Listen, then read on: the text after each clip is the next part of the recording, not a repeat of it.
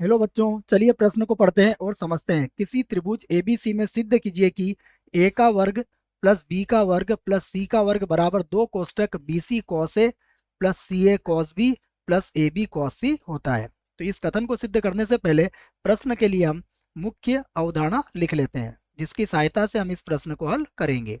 तो अवधारणा मुख्य अवधारणा में हम प्रश्न से संबंधित त्रिकोणमिति का एक सूत्र लिखेंगे, और वह सूत्र है जिसे हम कहते हैं कोज्या सूत्र। यहां पर लिख लेते हैं हम कोज्या सूत्र। कोज्या सूत्र। देखिए, जो कोज्या सूत्र होता है इसमें हम तीन सूत्र लिखते हैं। सबसे पहले हम लिखते हैं कॉस ए का मान। कॉस ए बराबर होता है बी का वर्ग प्लस सी का वर्ग माइनस ए का वर्ग, और बटे में आता है 2bc।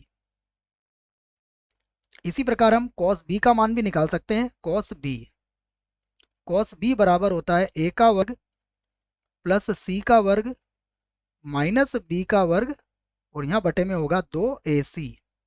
और इसी प्रकार हम सूत्र लिख सकते हैं कॉस सी का सूत्र होता है ए का वर्ग प्लस बी का वर्ग माइनस सी का वर्ग, और बटे में होगा इसके 2ab।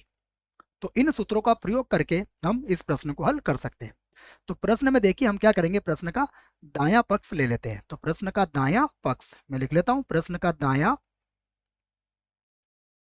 पक्ष, और दायां पक्ष को लेके हल करेंगे और बायां पक्ष हम लेके आएंगे।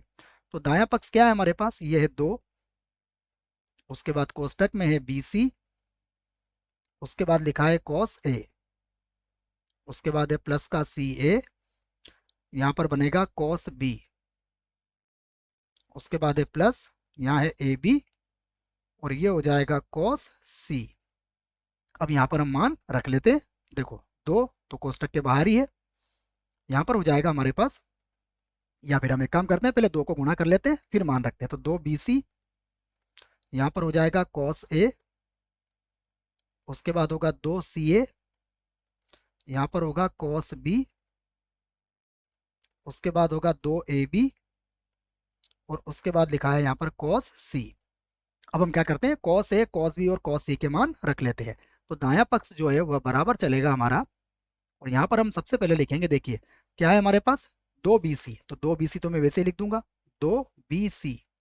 और उसके बाद क्या है, उसके बाद है cos A, तो cos A का सूत्र क्या बनेगा, cos A का सूत्र बनेगा b का वर्ग प्लस c का वर्ग और माइनस a का वर्ग, और इसके बटे में आ जाएगा 2bc। उसके बाद प्लस, अब देखिए क्या है, अब हमारे पास 2ca, तो 2ca वैसे ही लिख देंगे हम 2ca। और उसके बाद सूत्र बनेगा हमारे पास cos b का, तो cos b का सूत्र होगा a का वर्ग प्लस c का वर्ग माइनस b का वर्ग, और यहाँ बटे में आ जाएगा 2ac। उसके बाद फिर यहाँ प्लस लगा देंगे, देखिए प्लस, अब हमारे पास है 2ab, तो यहाँ लिखेंगे हम 2ab, और उसके बाद सूत्र लगा देंगे किसका, cos c का सूत्र क्या बनेगा, a का वर्ग प्लस b का वर्ग और माइनस c का वर्ग, और यहाँ बटे में कितना होगा, यहाँ बटे में होगा 2ab।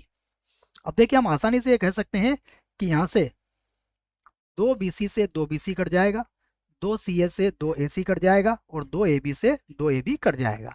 तो अब उसके बाद जो बचेगा हम उसे लिख लेते हैं।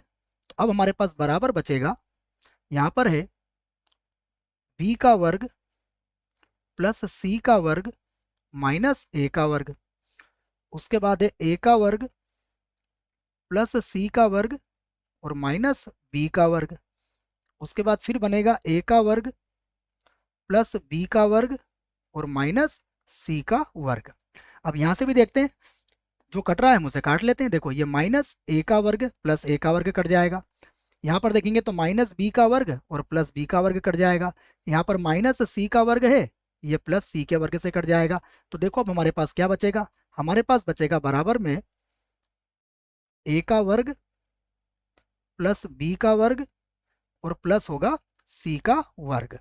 और अगर आप देखोगे तो यही क्या है, हमारा बायां पक्ष है। तो हम इसको लिख सकते हैं बायां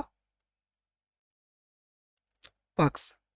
और हमारा बायां पक्ष आ चुका है, अर्थात हमारा जो प्रश्न है वो सिद्ध हो चुका है। तो यहाँ पर हम लिख सकते हैं सिद्ध हुआ। आशा करता हूं आपको इस प्रश्न का उत्तर समझ में आया होगा। धन्यवाद।